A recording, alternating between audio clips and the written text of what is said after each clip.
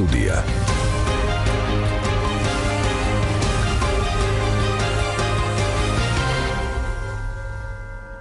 მოგესალმებით პატრიციულ რადიო მსმენელებო, ჟურნალისტი გიორგი ჩოკოშვილი. FM 102.4 ტალღაზია თქვენი მიმღებები მომართული საზოგადოებრივ რადიოს, რადიო ერთს უსმენთ. ღია სტუდია მუშაობას იწყებს ღია ეთერში და ჩვენი სტუდიის სტუმარი დღეს გახლავთ ევროკავშირის სადამკვირვებლო მისიის ხელმძღვანელი კიასტუტის იანკაუსკასი. თუ შეიძლება ისიც უნდა გითხრათ რომ სტუმარი საუბრობს მხოლოდ უცხო ენაზე, ან ინგლისურად, ან რუსულად, ამიტომ დაგვჭირდება დახმარება. ქალბატონი თია ფუტკარაძე დაგვეხმარება თარგმანში. მადლობა ქალბატონ თია და მოდით ვიდრე სტუმარს სიტყვას გადავცემ და შეკითხვებს დავუსვა. მანამდე უნდა ჩვენს მსმენელებს ტელეფონების ნომრები შევახსენო, ვისაც სურვილი გაქვთ რომ დაარეკოთ გადაცემის ველობისას ჩვენს უცხოელ სტუმარს, სადამკვირვებლო მისიის ხელმძღვანელს შეკითხვები დაუსვათ. უნდა ისარგებლოთ აი ამ ტელეფონებით 240 91 92 და 240 92 92. მაშასე თავდაპირველად გვინდა რომ სტუმარმა მისიის თაობაზე მოგვაწოდეს ინფორმაცია. ჩვენი მსმენელების უმრავლესობა მიცის მისიის არსებობაზე, მაგრამ ვინაიდან ხელმძღვანელია სტუდიაში, ჯერ კიდევ ერთხელ რომ უთხრა ჩვენს რადიო მსმენელებს ამ მისიის თაობაზე, რა ფორმატით მუშაობს, რა შესაძლებლობები აქვს და შემდეგ უფრო დეტალურად კონკრეტულად მის საქმიანობაზე მივაწვდით ინფორმაციას. მისი დახმარებით სტუმარს რა თქმა უნდა. I would like head of mission to talk a bit about the mission, about format in which it works, about its capabilities, and of course our listeners know about mission, but still the head of mission's presentation will be interesting for them. მაშასე ბატონი კიასტაუს იანკაუსკასი და მისი საქმიანობა.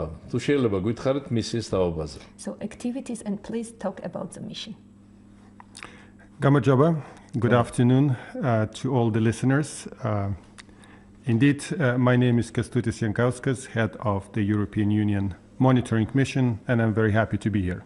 მოგესალმებით ყველა რადიო მსმენელს, მე ვარ კიასტუტის იანკაუსკასი, ევროკავშირის სადამკვირვებლო მისიის ხელმძღვანელი და ძალიან მოხარული ვარ რომ ეხლა აქ ვიმყოფები.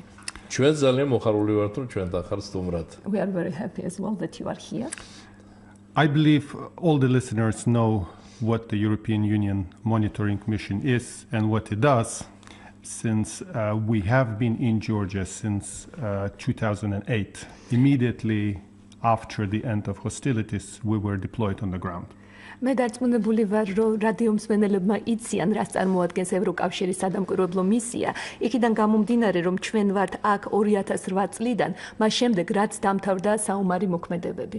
დიახ, რა თქმა უნდა, აქვს ჩვენს რადიო მსმენელებს ეს ინფორმაცია, თუმცა ჩვენ მაინც კონკრეტული კითხვები გექნება, უშუალოდ როგორ საქმიანობს მისია.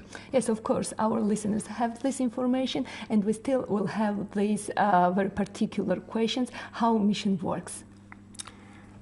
Mission has 3 field offices and headquarters in Tbilisi. მისიას გააჩნია 3 რეგიონალური ოფისი და ასევე სათავო ოფისი, რომელიც თბილისში მდებარეობს. Field offices are in Mtskheta, Gori and Zugdidi. რეგიონალური ოფისები განთავსებულია გორში, მცხეთასა და ზუგდიდში. Monitoring mission basically does a couple of things which are in our mandate. და სადამკვირვებლო მისია ახორციელებს საქმიანობას, რომელსაც ჩვენი მანდატი ფარავს. Stabilization, normalization and confidence building and reporting. ეს არის სტაბილიზაცია, ნორმალიზაცია, ნდობის აღდგენა და ანგარიშების მიწოდება. We are about 250 internationals now and over 100 local Georgian employees. და ჩვენთან მუშაობს 250 უცხოელი თანამშრომელი და 100 მეტი ქართველი თანამშრომელი. Every day about 20 patrols have been conducted. და ყოველდღიურად 20 საპატრულო ჯგუფზე მეტი გადის პატრულირებაზე. So from the very beginning of the start of the mission, we have calculated that we have done almost 48,000 patrols. და მისიის დაწყების დღიდან ჩვენ დავითვალეთ, რომ 48,000-ზე მეტი საპატრულო გასვლა გავაკეთეთ. What it means cars with people with the EU flags going to all of the territory of Georgia. ეს რას ნიშნავს? ეს იმას ნიშნავს, რომ მანქანები, რომელშიც არიან ჩვენი თანამშრომლები, ევროკავშირის დროშებით საქართველოს მთელ ტერიტორიაზე მოძრაობს. Most to the administrative boundary line with South Ossetia and with Abkhazia. და ეს ძირითადად ხდება სამხრეთ ოსეთთან და აფხაზეთთან ადმინისტრაციული საზღვრების გასწვრივ.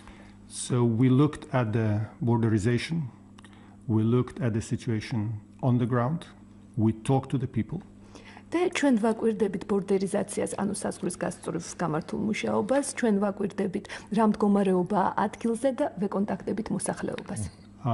We visit IDP camps. ჩვენ დავდივართ იძულებით გადაადგილებული ხალხის დასახლებებში. We also visit military training grounds of the Georgian Armed Forces because we have a memorandum of understanding about it with the Ministry of Defense.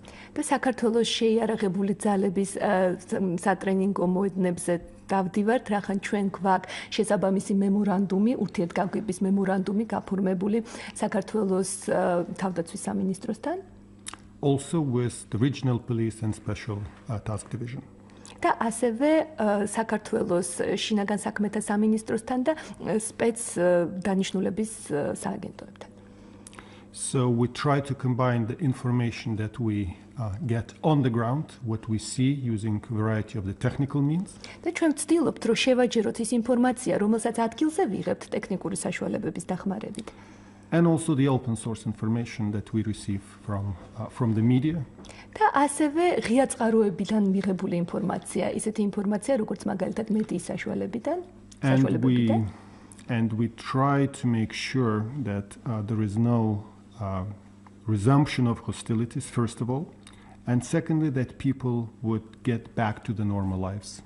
და ჩვენ ვცდილობთ უპირველეს ყოვლისა იმას, რომ არ იყოს არანაირი დაბრუნება საომარი მოქმედებებისკენ, ეს არის მთავარი, და მეორე, რომ ხალხი დაუბრუნდეს თავის ნორმალურ ცხოვრებას. And last but not least, we do regular, very intensive reporting, so that all EU member states and also institutions in Brussels would have real, true, up to the time information on what is going on the ground. და ასევე ჩვენ ვაწარმოებთ ანგარიშგებას იმისთვის, რომ ყველა წევრმა, ევროკავშირის ყველა წევრმა ქვეყანამ, ისევე როგორც ყველა ორგანიზაციამ, ვინც არის ამაში ჩართული ბრიუსელში, იცოდეს თუ რა ხდება ადგილზე და მიიღოს დროული და ზუსტი ინფორმაცია იმ მოვლენების შესახებ, რომელიც ადგილზე ვითარდება. დიდი მადლობა. მე ერთი ასეთი კითხვა მინდა დაუსვა ჩვენ სტუმარს. მან ჩამოთვალა ძირითადი მიმართულებები, რა მიმართულებითაც მუშაობს მისია. მე მინდა ასეთი კითხვა დაუსვა. ამ მიმართულებებიდან რომელია ყველაზე უფრო რთულად განსახორციელებელი? So now our guest talked about directions in which mission works. And now I have a question. Which of those directions is the most difficult to implement? Well, everything is not easy. Mission basically works 24/7, so we have no free days off. რა თქმა უნდა, არც ერთი არ არის ადვილი. ჩვენ მუშაობთ 24 საათიან რეჟიმში კვირის ყველა დღეს. ეხლა უბრალოდ რამდენიმე დღე არის მხოლოდ დასვენება, 3 დღე. Probably the most difficult is that we don't have access to South Ossetia and Abkhazia. და ყველაზე რთული არის ის, რომ ჩვენ არ აგვაქვს ხელმისაწვდომობა სამხრეთ ოსეთსა და აფხაზეთში. We have some contacts. They happen quite frequently with the South Ossetia. We have a so-called incident prevention and response mechanism, which happens once a month. It is in Ergneti on ABL. EUMM puts the big tent there with the table. And sometimes we sit there for 4 or 5 hours, sometimes 9 or 10 hours, to discuss issues concerning security on the ground. რა თქმა უნდა ჩვენ გვაქვს კონტაქტები და აი რაც მინდა ამ მიმართებაში ვახსენო ეს არის ინციდენტების პრევენციისა და მათზე რეაგირების მექანიზმის ფარგლებში გამართული შეხვედრები რომელიც ყოველთვიურად იმართება ერგნეთში იქ გვაქვს ჩვენ დიდი კარავი სადაც ხვდებით მონაწილეებს და ხანდახან ეს შეხვედრები გრძელდება 4-5 საათი ხანდახან 9-10 საათი იმისთვის რომ განვიხილოთ უსაფრთხოების მდგომარეობა რომელიც ადგილზე არსებობს Unfortunately right now this mechanism, similar mechanism, which used to be in Gali with Abkhazia, is suspended and has been suspended since 2012. და სამწუხაროდ ასეთივე მსგავსი მექანიზმი, რომელიც მუშაობდა გალში, შეჩერებულია 2012 წლიდან და ამჟამად ეს მექანიზმი არ მუშაობს აფხაზეთში. But we have some contacts that happen in the Geneva international discussions. მაგრამ ჩვენ მაინც გაგვაჩნია კონტაქტები, რომელიც ხდება ჟენევის საერთაშორისო მოლაპარაკებების დროს. And we very closely cooperate also with other EU actors on the ground. და ძალიან მჭიდროდ თანამშრომლობთ ევროკავშირის სხვა წარმომადგენლობებთან ადგილზე. For example, European Union special representative sometimes goes and visits Sukhumi and Tsinvali.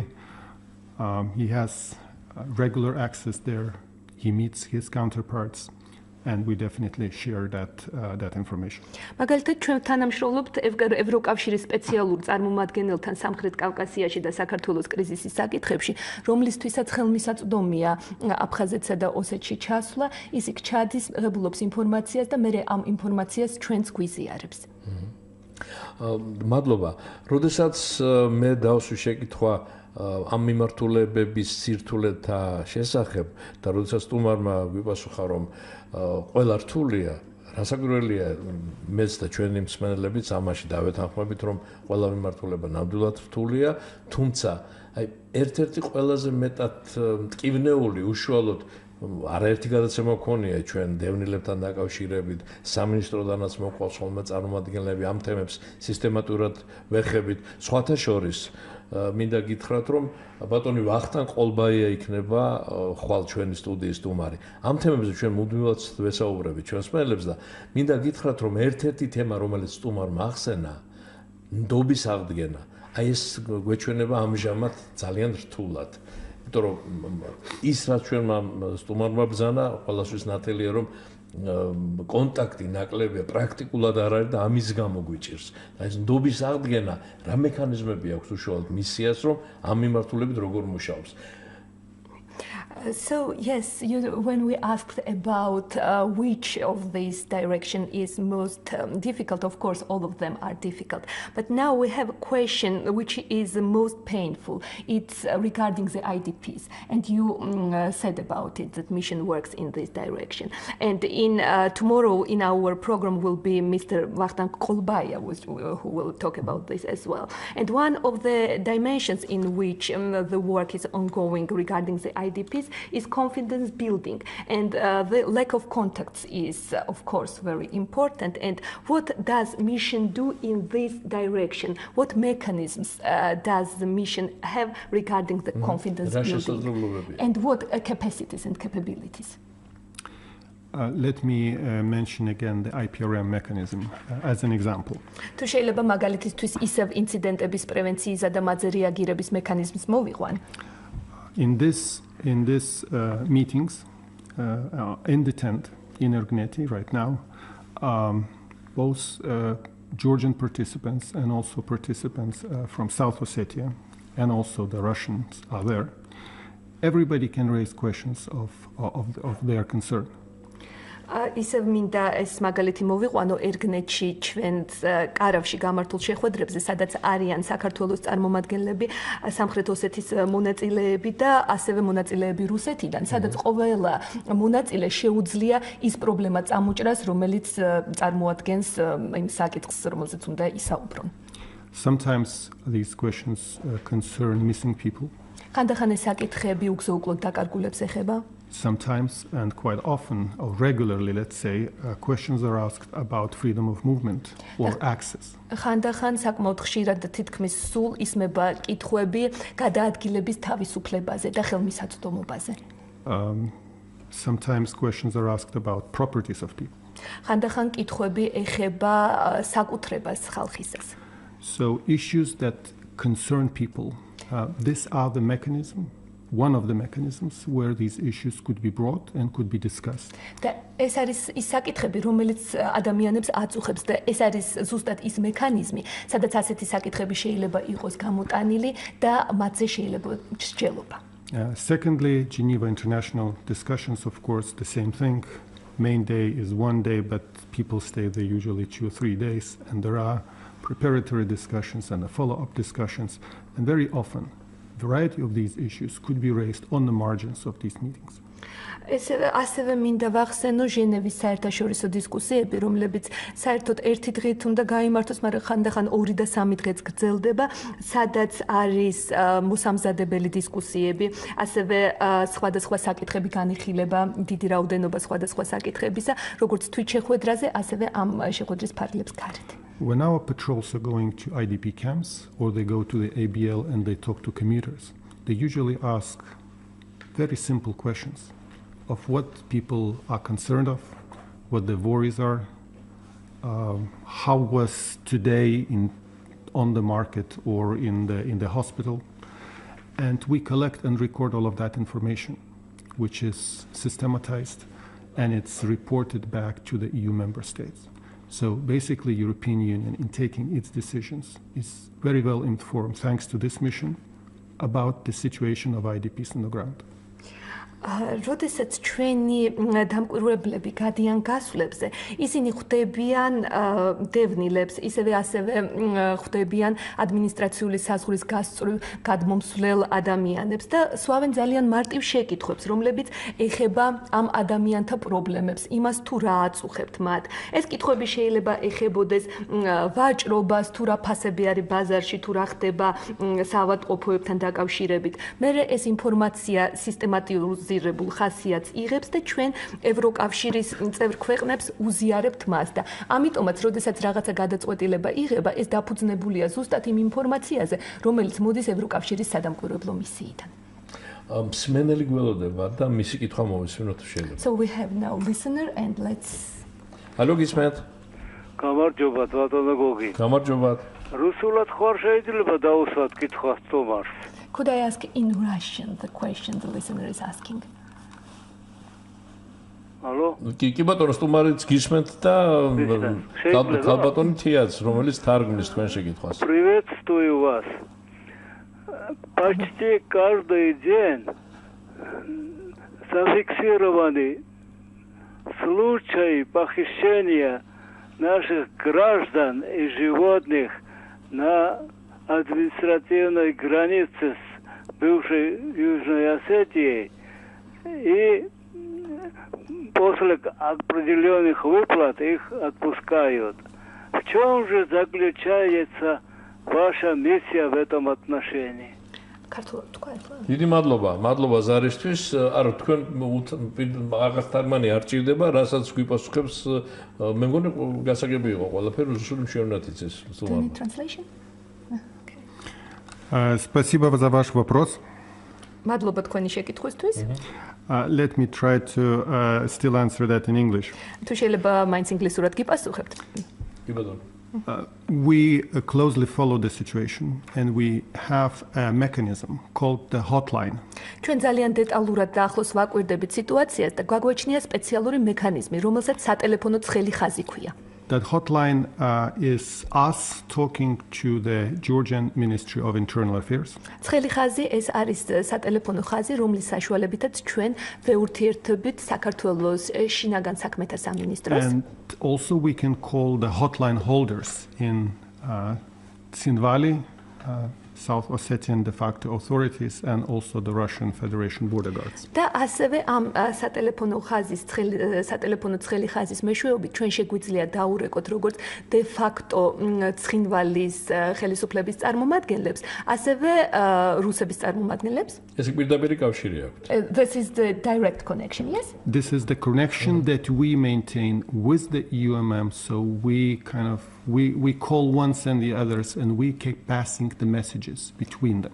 დიახ, ეს არის პირდაპირი ხაზი, რომელსაც აწარმოებს, რომელზეც პასუხისმგებელია ევროკავშირის სადამკვირვებლო მისია და ჩვენ მათ შორის ინფორმაციის გაცვლას ხელს უწყობთ და ვახორციელებთ. If people are detained for crossing the ABL, თუ ადამიანი არის დაკავებული იმისთვის, რომ გადაკვეთა ადმინისტრაციული საზღვარი, we usually get that information either from one or the other side, and we can verify that. ჩვენ ამ ინფორმაციას ვიღებთ ერთი ან მეორე მხარისგან და ჩვენ შეგვიძლია ამის გადამოწმება. I think that is very important that, for example, if somebody is missing, the relatives keep calling the regional police and this information is passed to us, we call the other side to verify that.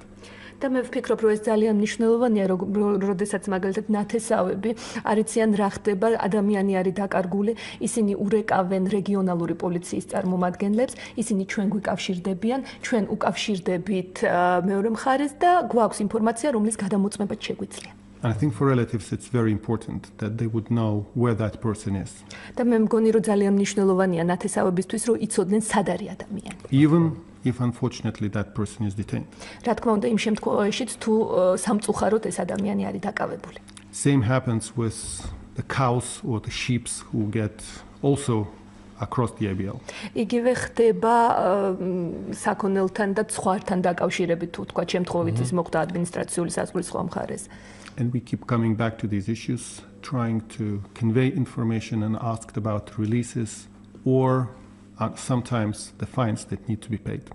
და ჩვენ ამ საკითხებს სულ უბრუნდებით იმისთვის, რომ გავარკვიოთ ეს ადამიანი გაშვებული არის თუ რამე გადასახდელი არის რაღაცთან.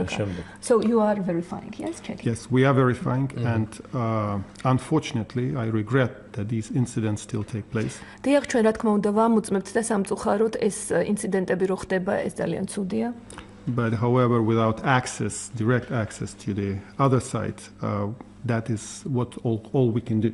მაგრამ სამწუხაროდ ხელმისაწვდომობის გარეშე, მეორე მხარისადმი ხელმისაწვდომობის გარეშე ეს არის ერთადერთი რისი გაკეთება ჩვენ შეგვიძლია. When people are released, we usually go and follow, we talk to them, we find out about the conditions, about the particularities, and all of that is being recorded and reported. So we have the statistics which these cases are then discussed both at the IPRM.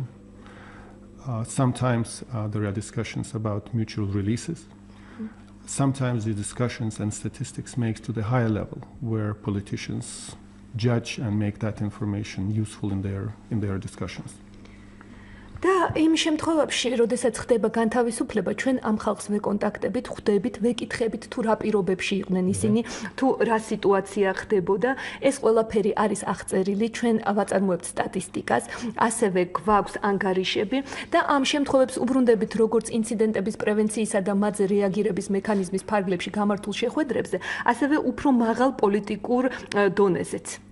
მე მინდა გთხოვოთ, რომ შეგითხო მოინიშნოთ თქვენ თუ შეიძლება ქალბატონო თეა ესე იგი ამ სიტუაციიდან გამომდინარე რომ შემდეგ დაუსვათ ეს კითხვა ჩვენ სტუმარს როგორი მზადყოფნა მეორე მხრიდან და ინფორმაციას დროულად აწვიან ნდობა იქიდან ამ მისიის მიმართ როგორია ამ შემთხვევაში არ ჯერ უნდა დაუსვათ იმიტომ რომ სმენელი გველდება ჯერ სმენელი შეგეთო ამას გაგიმეორებთ კიდევ თუ ალო გისმენთ ეთერში ხართ გამარჯობა. შეიძლება გვითხრას თქვენ მას რადიოს მოცილდით ან ჩაუწიეთ. დიახ.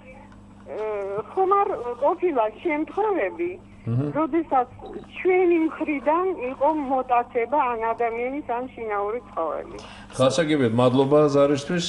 The question is whether it was the case when the kidnapping of person of cattle was from Georgian side. I'm not sure which particular case you're talking about.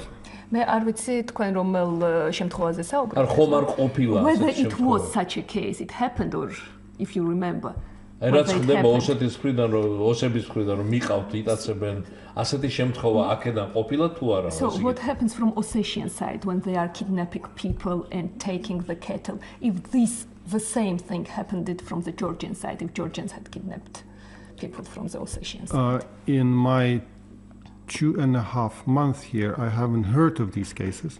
მე აქ ვარ 2 თვენახევრის განმავლობაში და ესეთი შემთხვევის შესახებ არ გამიგია. If there is information to be passed one or the other way, we do that. თუ არის ინფორმაცია გასაცვლელი ერთ მხრივ ან მეორეს მხრივ ჩვენ ამას ვაკეთებთ. As for the cattle, it usually goes up into the mountains, I understand. That's the laws of the nature, so they usually wander that way. და რაც შეეხება საქონელს, ძირითადად ეს ბუნებრივი კანონებიდან გამომდინარე მაღლა მთებში ადის. Violations of the ABL, the Georgian citizens that are detained on the other side.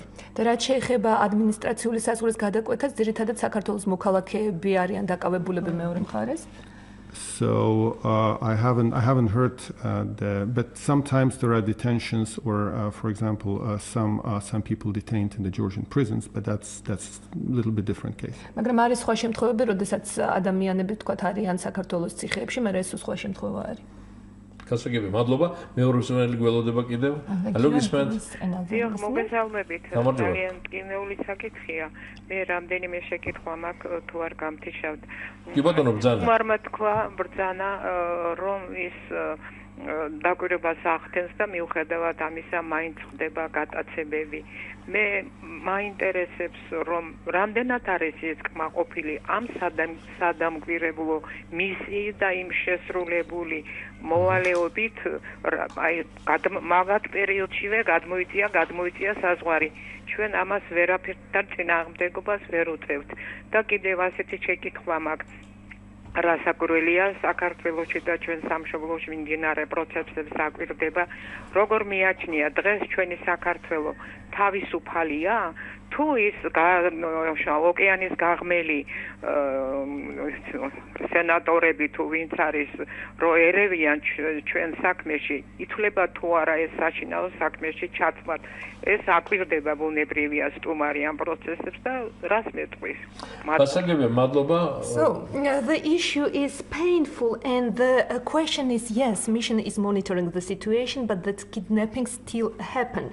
And how are you content with the activities accomplished by mission and these duties which mission is doing? How content you are with those? It's the first question.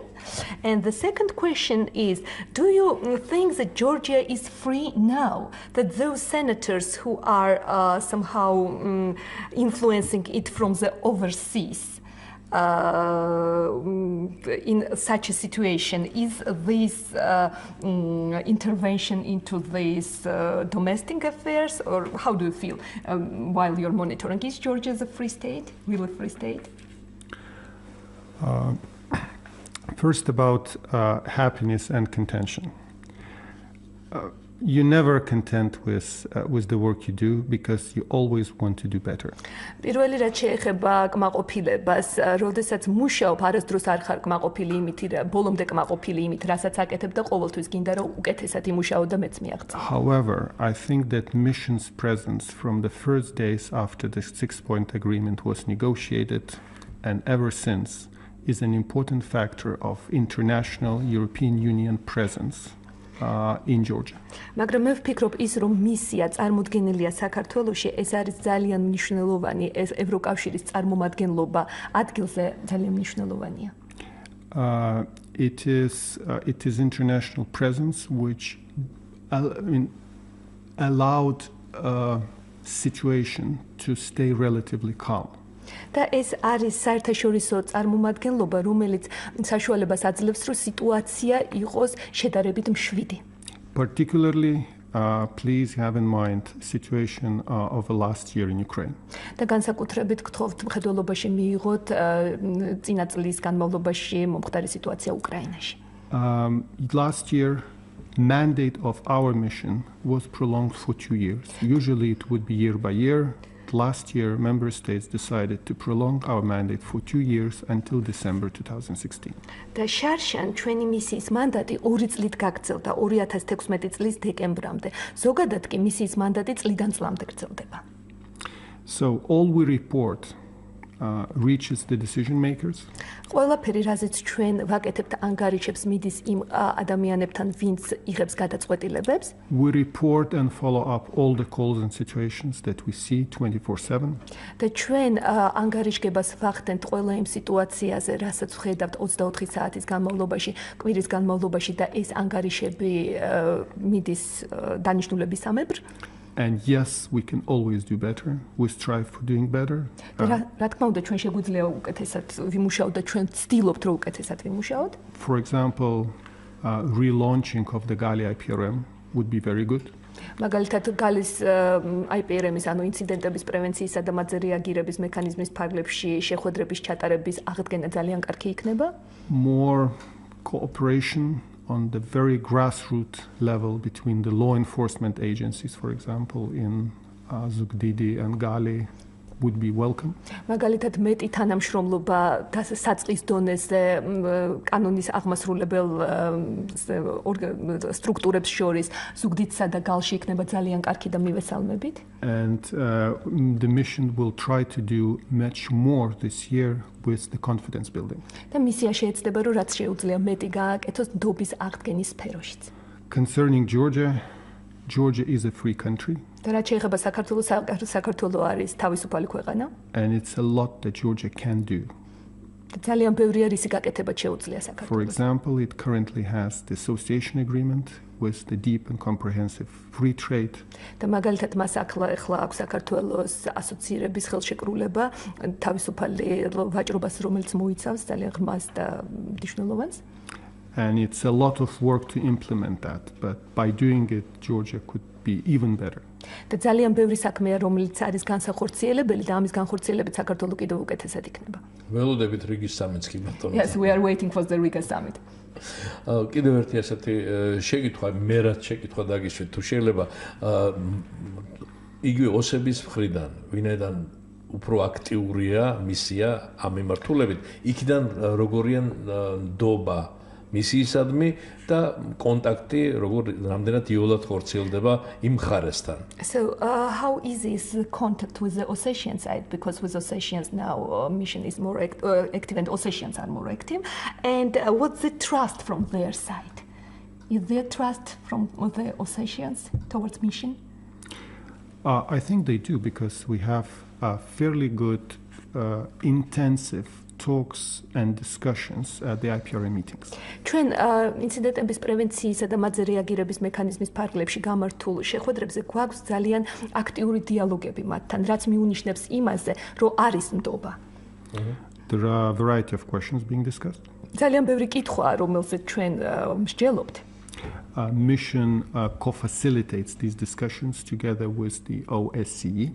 და მისია ხელს უწყობს ამ განხილვებს EUTOS-თან, EUTOS წარმომადგენლებთან ერთად. There are different views, a lot of differences still. არის ბევრი სხვადასხვა შეხედულება და კიდევ ბევრი განსხვავებული აზრი არსებობს. But that's exactly the meaning of these meetings. Madam, To sit together and try to solve issues of security and livelihood for regularly people along the ABL or on the ground. და ამ შეხვედრებზე მიმდინარეობს განხილვა უსაფრთხოების მდგომარეობის, ისევე როგორც ყოველდღიური საყოფაცხოვრებ საკითხების იმ მოსახლეობის, რომელიც ადგილზე და ადმინისტრაციული საზღვრის გასწვრივ ცხოვრობს. Because alternative is not talking to each other at all, which I think is a worse alternative. იმიტომ რომ ალტერნატივა არის საერთოდ ერთმანეთთან არ დალაპარაკება, რაც რა თქმა უნდა ბევრად უარესი ალტერნატივა. რა თქმა უნდა. Of course. მე მინდა ახლა შევახსენო ჩვენს რადიო მსმენელებს, უფრო სწორად მათ საყურადღებოდ გამოვაცხადო, ვინც გვიან შემოგვიერთდა, რომ ღია სტუდიას დღეს სტუმრობს ევროკავშირის სადამკვირვებლო მისიის ხელმძღვანელი კიასტუტის იანკაუსკასი და რომ საუბრობთ კონფლიქტის ზონაში ევროკავშირის საქმიანობაზე. გადაცემის დასაწყისში სტუმარმა გითხრა, რომ 3 ოფისი მოქმედებს საქართველოში, ამის თაობაზე ჩვენი მსმენელები ხართ ისედაც ინფორმირებული, მაგრამ უშუალოდ პირველი პირიდან ვიღებთ ჩვენ დღეს ინფორმაციას. თუ თუ მასთან სტუმართან გექნებათ რაიმე კითხვა, ტელეფონების ნომრები შეგახსენებთ 240-91-92 და 240-92-92. FM 102.4 ტალღაზეა თქვენი მიმღებები მომართული საზოგადოებრივ რადიოს, რადიო ერთს უსმენთ. ჩვენი გადაცემა ამჟამად მიდის ღია ეთერში, მაგრამ იწერება და მისი მოსმენა თუ კი ამის სურვილი გექნებათ, განმეორებით შეგეძლებათ თუ კი შეხვალთ ჩვენს ვებგვერდზე, რომლის მისამართია Radio 1.G. Radio 1.G. რა შეეხება უშუალოდ სტუმართან კიდევ რა შეკითხვა გვაქვს. მან ბრძანა რომ მისიის ფუნქციონერების მანძილზე 48,000 გასვლა განხორციელდა, ხო? დიახ. აი ამ იმის მიუხედავად რომ თვითონ ორთვე ნახევარია ხელმძღვანელობს მისიას, რა თქმა უნდა ინფორმაცია აქვს ამ გასვლების თაობაზე. თუ იყო რომელიმე განსაკუთრებით რთული, განსაკუთრებული საფრთხის შემცველი. So you told us that there were more than 48,000 patrols up to now, and you are working here for 2 months and a half. And but you will have still information about all those patrols. And which one of those was the most difficult and most stressful and threatful, if there was any? Well, in those 2.5 months, I tried to visit all the 3 field offices and numerous times. Am ორთვენახევრის განმავლობაში მე შევეცადე ბევრჯერ წავსულიყავი ამ სამივე რეგიონალურ ოფისში. Category are easy. Zugdidi is a little bit more difficult, but I was there already twice and went on a couple of patrols. კატეგორია რა თქმა უნდა ბევრად უფრო მარტივია მისასვლელად, ზუგდიდი უფრო რთულია, მაგრამ უკვე ორჯერ ვიყავი მანდ და რამდენიმე პატრულირებაზეც გავედი. The most difficult probably was the first one. და ყველაზე რთული რა თქმა უნდა პირველი იყო. Mid-January on a very cold day. ეს იყო შუა იანვრის შუა რიცხვები, ძალიან ციოდა. Simply of the weather, and that is a reality of the ground, that very often our monitors have to encounter cold, mud, all the situations, but nonetheless we are going on these patrols every day. და ძალიან ციოდა ეს ბუნებრივიც არის და მაგრამ ეს არის ყოველდღიური რეალობა, რომელშიც უწევს მუშაობა ჩვენს დამკვირვებლებს. ეს არის სიცივე, ეს არის ტალახი, მაგრამ მაინც ყოველდღიურად მუშაობენ. But the patrol which left most impression for me probably was in Hurvaleti. და ყველაზე ისეთი გასვლა, რომელმაც ჩემზე ყველაზე დიდი შთაბეჭდილება მოახდინა, ეს იყო გასვლა ხურვალეთში. Where you see the administrative boundary line and the fence dividing the village. სადაც ხედავ ადმინისტრაციულ საზღვარს და ღობეს, რომელიც ყოფს სოფელს. And dividing people, for example, from cemeteries which are nearby but they cannot reach them. და ეს როგორ ყოფს ხალხს და იმ სასაფლაოს, რომელიც არის აქვე, მაგრამ მათ არ შეუძლიათ იქ მისვლა. So we have discussed that also at one of our IPRMs. ამაზე ჩვენ უკვე ვისაუბრეთ ერთ-ერთ ინციდენტების პრევენციისა და მათზე რეაგირების მექანიზმის ფარგლებში გამართულ შეხვედრაზე. Let's see if this year there will be more forthcoming with this issue. და ვნახოთ რა იქნება წელს ამ საკითხთან დაკავშირებით როგორი სიახლეები. But there is my promise to people in Brussels, to my bosses and also to my colleagues at the mission that I will be in the mission quite often and on patrols regularly. მაგრამ მე ვპირდები როგორც ჩემ კოლეგებს ბრიუსელში, ასევე მისიაში, რომ მე მისიაში ვარ და რეგულარულად გავალ პატრულირებებზე. Because what is the main contribution of that mission? Yes, it's a presence, but it's also reporting, and we do report every time in the Geneva International discussions and at IPRMs on the security situation on the ground, and that report is never contested by anyone. So we provide the true information to all the parties. And that is the basis for them to proceed with the discussions and the talks. ანუ რა თქმა უნდა წარმომადგენლობა არის მნიშვნელოვანი, მაგრამ რა არის ამავდროულად კიდევ ძალიან მნიშვნელოვანი, ეს არის ის, რომ ჩვენ ვადგენთ ანგარიშებს, რომელიც მერე მიდის როგორც ჟენევის დისკუსიების მონაწილეებთან, ასევე ინციდენტების პრევენციისა და მათზე რეაგირების მექანიზმის ფარგლებში შეხვედრებზე მონაწილეებთან და ის ეხება სიტუაციას და აი ამ მთელი ჩვენი წარდგენილ ანგარიშებთან დაკავშირებით არასდროს არ გაჩენილა კითხვა, იმიტომ რომ ჩვენ ყოველთვის ვაწვდით ყველას ზუსტ და მართალ ინფორმაციას. ჩვენ ამ ინფორმაციას ვაწვდით ყველა მხარეს. ამომწურავ ინფორმაცია. ამომწურავს that's like overall information. გასაგები, დიდი მადლობა. მსმენელი გველოდება როგორც მანიშნებენ, კიდევ ერთი ეს ალბათ ბოლოზარი იქნება დღევანდელ გადაცემაში. დიახ, გისმენთ? მოგესალმებით, ძალიან დიდი მადლობა თქვენი მისიის მთელ შემადგენლობას კონფლიქტის ზონაში მოღვაწეობისთვის და მე ასეთი კითხვა მაქვს, რაც შეეხება ოსეთის საზღვრებს, აქ მოსახლეობა ზოგმა არ იცის ის ადგილები, რაც ოსურ ხელისუფლებას, ანუ თვითაღიარებულ ხელისუფლებას გონია, რომ არის თავისი. აი ამ შემთხვევაში რა კეთდება და რა ხდება? ხომ არ ჯობია რომ მოსახლეობას აუხსნათ, ან იქნებ არც არის საჭირო, ან იქნებ კეთდება კიდეც, თუმცა მე რასაც უყურებ ადამიანები, რომლებიც გატაცება ხდება, ისინი ამბობენ, რომ ჩვენ მივდიოდით იმ ადგილზე, რაც ჩვენი კონტროლირებადი ტერიტორია. აი რა არ სად გადის ზღვარი ჩვენ. და ეს მისიამ უნდა აუხსნას თქვენი აზრით? აი ვინ უნდა აუხსნას ამაზე ხომ არ მუშაობს? თვითონ ოსურ მხარესთანაც ხომ არ არის ამაზე რამე შეთანხმება, რომ ბოლოს და ბოლოს გაიგონ რის იქით არის უკვე დაჭერა ადამიანები და ვის აქეთ არის უკვე ჩვენი საზღვარი. გასაგებია, მადლობა. So we appreciate the presence of mission here very much, and the question is that where is this, how to explain to people where is the boundary line, administrative boundary line with this Ossetia, self-proclaimed Ossetia, because when there are kidnapping, people are saying that they are walking on the territory administrated by Tbilisi. So who should explain to them where the line is, where they shouldn't go? The Mrs. role, and the role of the mission in this issue. Well, unfortunately, mission is not there to tell where the administrative boundary line is. სამწუხაროდ მისია აქ ამისთვის არ არის რომ თქვას თუ სად არის ადმინისტრაციული საზღვარი. It's probably, I believe that local people in the villages, they basically know where it is. მჯერა რომ ადგილობრივმა მოსახლეობამ სოფლებში იცის თუ სად არის ეს ზღვარი. The southern part of the South Ossetian ABL is quite well marked. თორე სამხრეთი ნაწილი სამხრეთ ოსეთის ადმინისტრაციული საზღვრის არის საკმაოდ კარგად მონიშნული. And the local authorities sometimes take certain measures, probably informing people, and then you can also always consult regional police or the special task division. და ადგილობრივი ხელისუფლება ინფორმირებას უწევს მოსახლეობას და მოსახლეობას ყოველთვის შეუძლია დაუკავშირდეს რეგიონალურ პოლიციას და სპეციალური დანიშნულების სამსახურებს.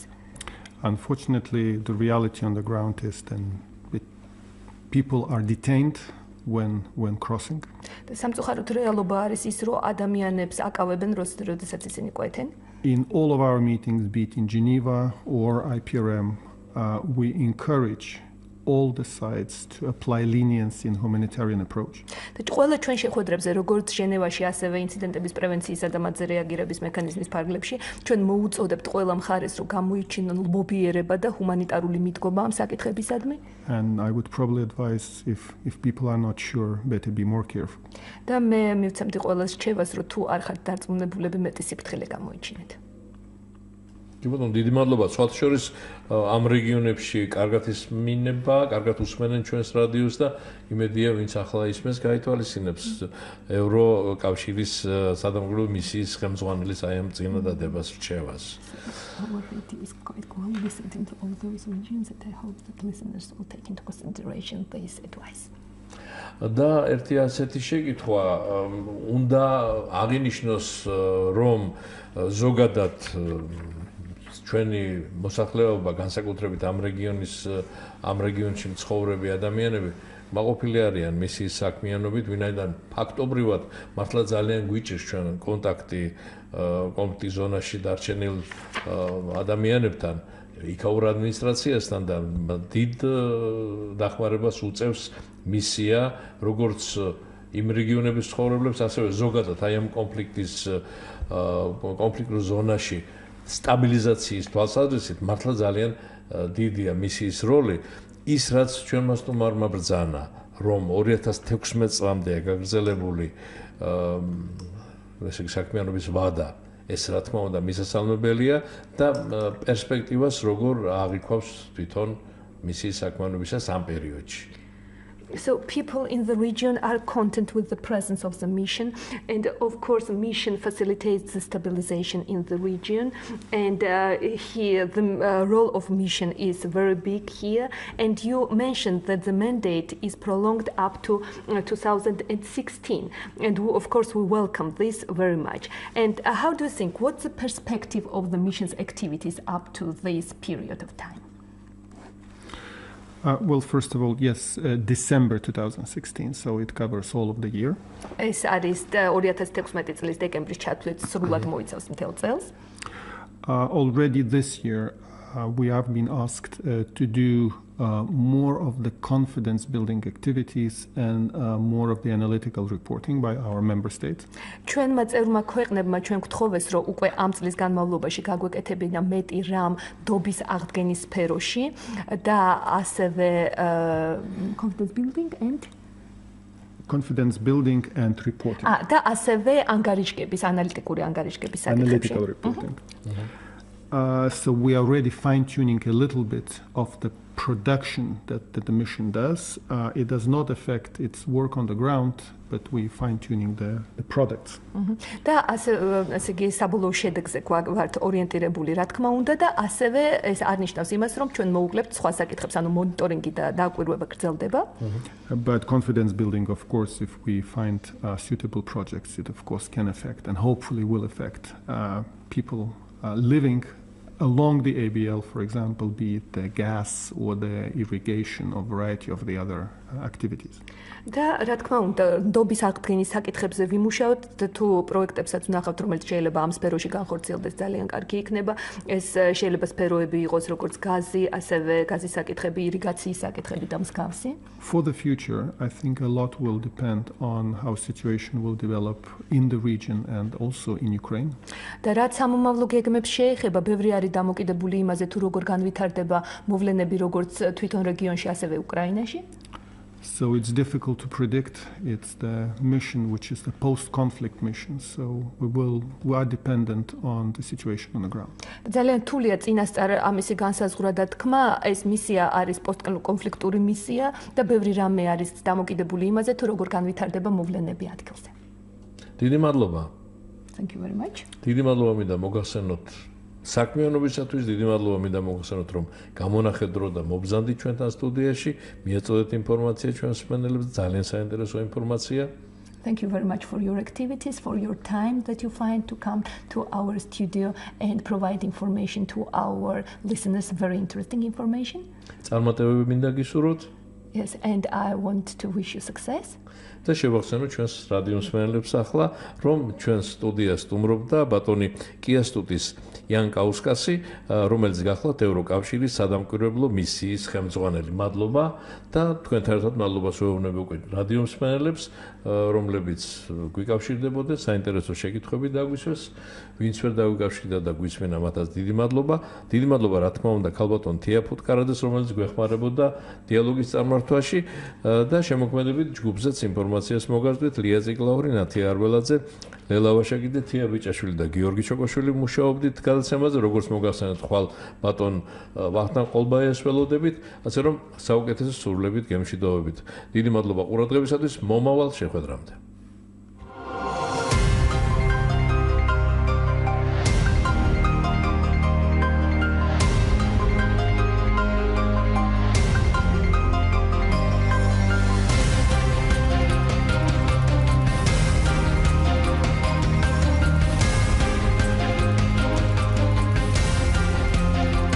Студия.